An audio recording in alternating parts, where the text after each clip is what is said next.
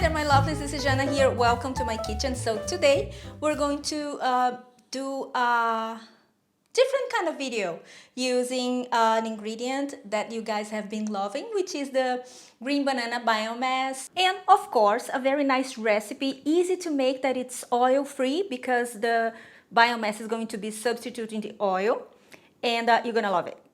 Green banana biomass, it stands for unripe banana biomass. Okay, so you guys asked me a lot in a previous video, to which, if you haven't seen, click over there after this video, please, because this is very useful information. More information about nutrition facts, the amount of sugar, carbs, resistant starch, benefits for your health, anything related to that, I will link down below. So you can go and see the researches. Nature magazine just last year released the research on the green banana biomass and its benefits. Amazing article. I have made this recipe on the previous video using a pressure cooker, and it completely slipped my mind to mention that you could make it without a pressure cooker. Now, how do you do that? How do you make the green banana biomass without using a pressure cooker like I did? Well, it's fairly simple. You bring water to a boil. Once the water is boiling, you lower the heat to medium, and then you add the bananas there.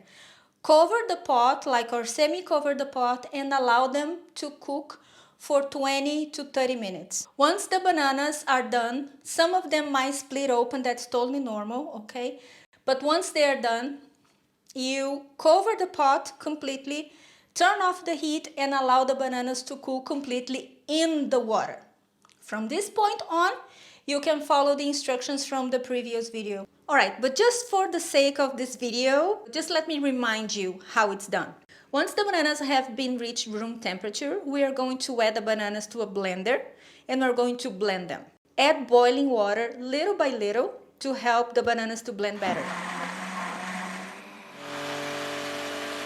Now we're going to distribute the GBB into separate jars to facilitate usage, since you are only going to use small portions each time. Put the jar that you're going to use next in the fridge, and the rest of the jars of the green banana biomass, or GBB, you can freeze them for up to 3-4 months, and the one in the fridge will last for up to a week.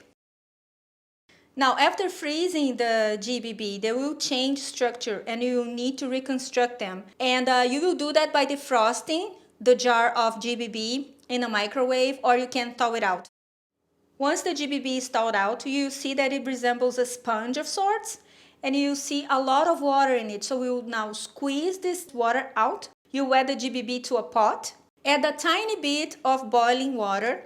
Remember, because you squeezed out the cold water, okay? So now we're going to control the consistency by adding the water little by little. Now we turn on the heat to medium-low, and we're going to stir until it looks like the original green banana biomass that we made before. And now it's ready to use. And now for the aforementioned recipe, we're gonna make a flatbread. And we're going to use 1 cup and a quarter of ground flaxseed, half a cup of almond flour or any other flour of your choice, half a cup of the green banana biomass. Please note here that the green banana biomass can differ in color, but don't worry, it's because bananas are different, therefore the green banana biomass is going to change colors. Some fresh parsley, red bell peppers, minced garlic, salt and pepper to taste, some lemon juice, and a little bit of water. I advise you to put 1 tablespoon at a time. For this recipe, I have used 3 tablespoons.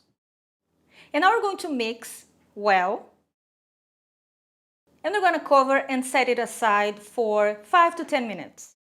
Now this resting is very important because we want the flaxseed flour and the green banana biomass to develop their elasticity, okay, and flexibility. Alright, so now we're going to make a small log. We're going to divide it into pieces.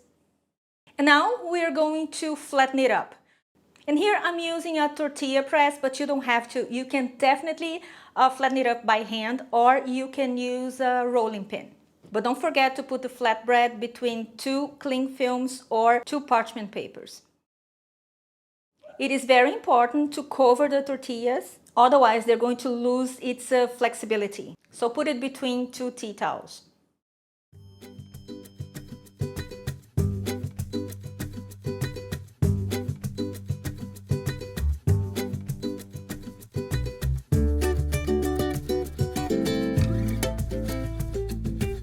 And now over medium heat, I'm going to use a non-stick skillet, but you can use a regular skillet and then add a little bit of oil, your choice.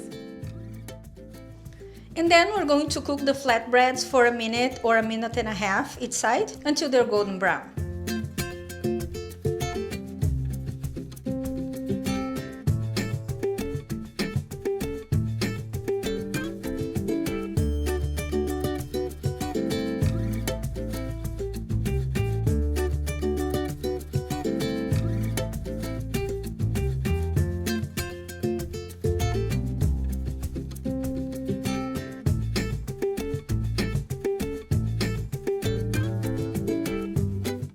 And voila, ready.